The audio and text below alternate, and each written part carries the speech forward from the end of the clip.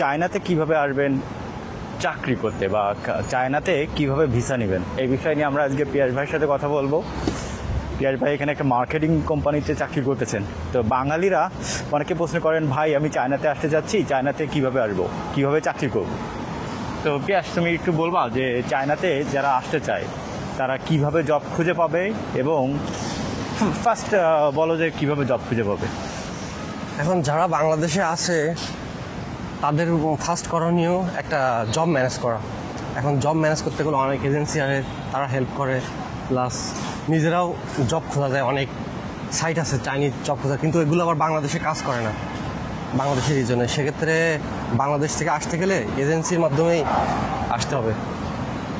আর কেউ যদি চায়নাতে থাকে, অলরেডি চায়নাতে থাকে, তখন সে চাইনিজ যে বিভিন্ন সাইট আছে জব সার্চিংয়ের, ওইখান থেকে সে জব খুঁজে দেন জব পেতে পারবে। লাইক আরো বস অ্যাপস আছে, ওই অ্যাপসের মাধ্যমে সরাসরি চায়না থেকে, জাওপিন 58, 51 এগুলো থেকে। হ্যাঁ। এখন চায়নার বেসিক স্যালারি কেমন? চায়নার বেসিক স্যালারিটা এটা ডিপেন্ড করে পুরোপুরি জায়গার উপরে, কোন সিটিতে আসো। শেনজেন হলে, আমরা তো এখন শেনজেনে আছি, শেনজেন শহরে বেসিক স্যালারি কেমন টাকা? শেনজেনের এখান থেকে 8,000 থেকে শুরু আর কি বেসিক স্যালারি। বেসিক স্যালারি 8,000 টাকা ফরেনারদের জন্য আর কি, 8,000 RMB। হ্যাঁ। তো এখানে থাকা খাওয়ার খরচ কেমন? থাকা খাওয়া এটা পুরোপুরি ডিপেন্ড করে যে কোন এলাকাতে আসো।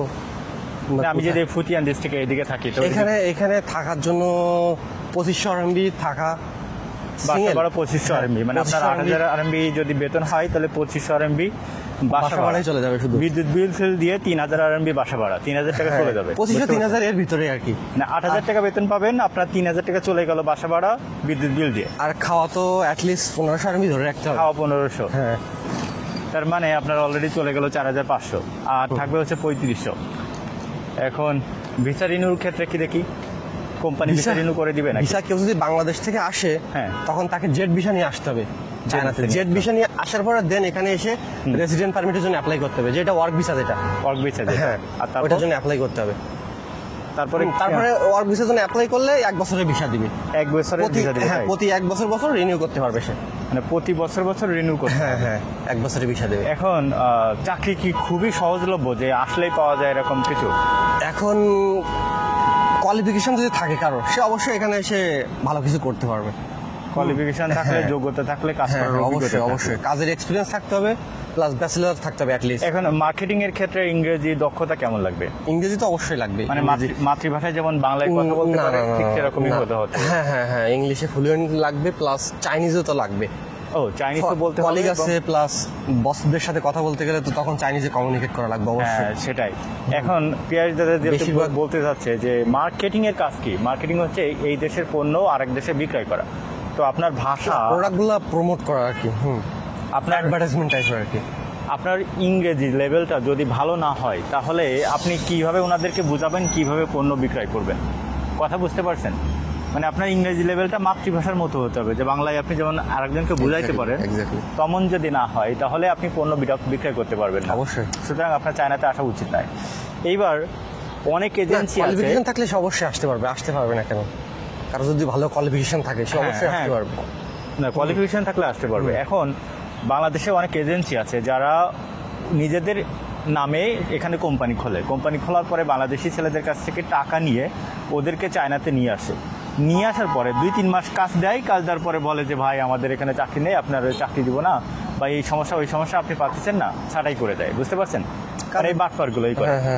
আমার থাকলে তো এগুলো করবেই। পোষানে অনেক ছেলে আছে যাদেরকে এইভাবে করে নিয়ে আসার পরে কোনো কাজ দিতে পারেনি, আর তারপরে তারা দুর্বিষহ জীবনযাপন করতেছে। আর চায়নাতে বাঙালিরা টিচিং বিষয়ে কখনোই কাজ করতে পারবে না, ভিসাই দিবে না। সুতরাং কোনো এজেন্সি যদি আপনাকে বলে যে চায়নাতে আসলে আপনি এইটা পারবেন, ওইটা পারবেন, বা ভালো স্কুলের টিচার হতে পারবেন, এইটা সম্পূর্ণ মিথ্যে কথা। কেউ আপনাকে কাজ দিবে না এখানে, আপনি ভিসাই পাবেন না। সুতরাং টিচার হিসাবে যদি কেউ আপনাকে বলে যে আপনাকে নিয়োগ দিব, তাহলে আপনি কখনোই আইসেন না এখানে, আসলে কিন্তু পস্তাবেন। অবশ্যই। আর চাকরির বিষয়টা হচ্ছে কোন কোন সেক্টরে বাঙালিরা কাজ করতে পারবে? শুধু বাঙালি বলে কথা না, ফরেনারদের জন্য চায়নাতে মানে সব সেক্টরে খুবই সীমিত আর কি। খুবই সীমিত। মানে চায়না হচ্ছে চাইনিজদের জন্য স্বর্গরাজ্য, হ্যাঁ কিন্তু বিদেশিদের জন্য নরক বলতে পারেন। আপনি ভিসা ঝামেলা, আপনি যেখানে 100 বছরও থাকেন তারপরেও আপনি গ্রিন কার্ড পাবেন না, নাগরিকত্ব পাবেন না।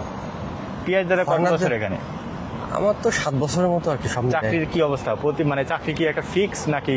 না, চাকরি ওইভাবে কখনো পার্মানেন্ট থাকে না, এটা ডিপেন্ড করে পারফরমেন্সের উপরে আর কি। মানে ভালো পারলে কাজ করতে ভালো পারলে, পারবে, হ্যাঁ। ভালো না পারলে বস বাদ দিয়ে দিবে, তাই তো? এরকম আমি এখানে আসার পরে তো ফার্স্ট কোম্পানি যখন আসছি এখানে, তখন 4 মাস পরে আমি পুরোপুরি রিজাইন দিয়েছিলাম, কারণ আমি জানতাম যে এখানে কিছু করা সম্ভব না।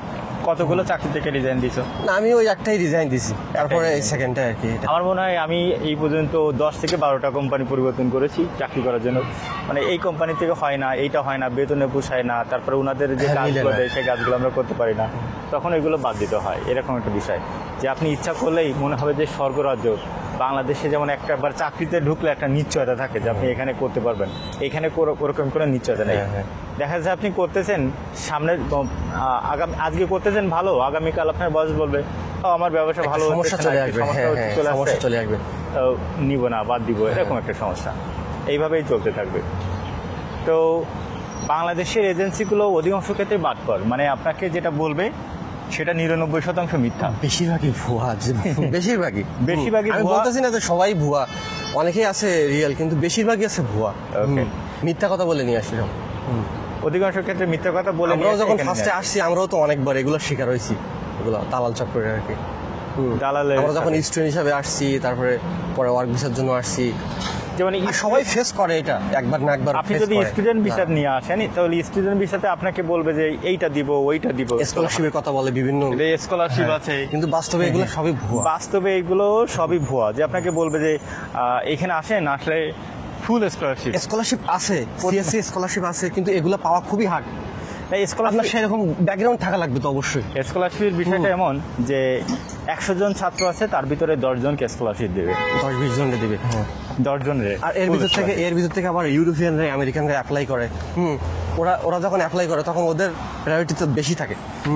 তাহলে এবার বুঝে দেখেন, আপনি 100 জনের বিয়ন্ত যদি 10 জনে থাকতে পারেন তাহলে স্কলারশিপ পাবেন, আর যদি না থাকতে পারেন তাহলে আপনাকে টাকা দিতে হবে। আর চায়নাতে পড়াশোনাকালীন আপনি চাকরি বাকরি কোনো কিছুই করতে পারবেন না। করতে পারবে, কিন্তু সীমিত হয়, এটা খুবই ফুল টাইম সম্ভব না। আর চাকরি তো এখন নিবেই না তো, যদি ওয়ার্ক ভিসা না থাকে। অনেক শহরে তো নেই না। এটা ডিপেন্ড করে, শহরের উপর ডিপেন্ড করে, কিন্তু বড় বড় সিটিতে গেলে দেখা যায় এটা কোনো সমস্যা হয় না। মানে স্টুডেন্ট ভিসা থাকলেও ওরা জানে যে এটা স্টুডেন্ট ভিসা আছে, তারপরেও নেয়, ওটা সমস্যা নেই। কিন্তু এগুলা ডিপেন্ড করে, কোনো কোম্পানিতে বা নিতে যায় না, কিন্তু ওই যে রেস্টুরেন্ট, কফি শপ, এগুলোতে স্টুডেন্ট ভিসা থাকলে নেয় আর কি, সমস্যা হয় না। তাহলে এই আর কি। আর বাংলাদেশি এজেন্সির পামে পড়েন না অন্তত, ঠিক আছে? পামে না পড়ে এখানে আসেন, ভালো কিছু করতে পারবেন। জেনে শুনে বুঝে মানুষের সাথে কথা বলে আসেন। কারোর যদি কোয়ালিফিকেশন থাকে, ব্যাকগ্রাউন্ড ভালো থাকে, তখন সে আসতে পারবে, সমস্যা না। লিগালি সে ভালো কিছু করতে পারবে এখানে এসে। কিন্তু আপনি যদি ফেক ডকুমেন্টস কিংবা সব কিছু ফেক শো করে যদি এখানে আসেন, এখানে এসে সে সার্ভাইভ করতে পারবে না। সার্ভাইভ তো দূরে থাকে, বাসা ভাড়াই নিতে পারবে না। আর এখানে জীবনধারার মান খুবই উন্নত, এখানে সব কিছু এক্সপেন্সিভ, অনেক এক্সপেন্সিভ কারে বলে। কেউ যদি 1 লাখ টাকাও ইনকাম করে, সে সার্ভাইভ করতে পারবে এখানে কখনোই। আর শুধু বাসা ভাড়া, খাওয়া দাওয়া, এগুলোর পিছনে ট্রান্সপোর্টেশন টাকায় চলে না, সম্ভব না, এটা ইম্পসিবল। মানে 1 লাখ টাকা নিয়ে বাংলাদেশ থেকে আসবেন এখানে, আপনার 1 মাসের খাওয়া, বাসা ভাড়া। আমি ওইটা বলি না, আমি বলছি যদি কেউ যদি এখানে এসে 1 লাখ টাকা ইনকাম করে মান্থলি, সে কখনোই সার্ভাইভ করতে পারবে না। মানে রাস্তায় আপনার থালা, ভাই আমাকে কিছু সহযোগিতা করেন, এরকম মনে হবে, বুঝতে পারছেন?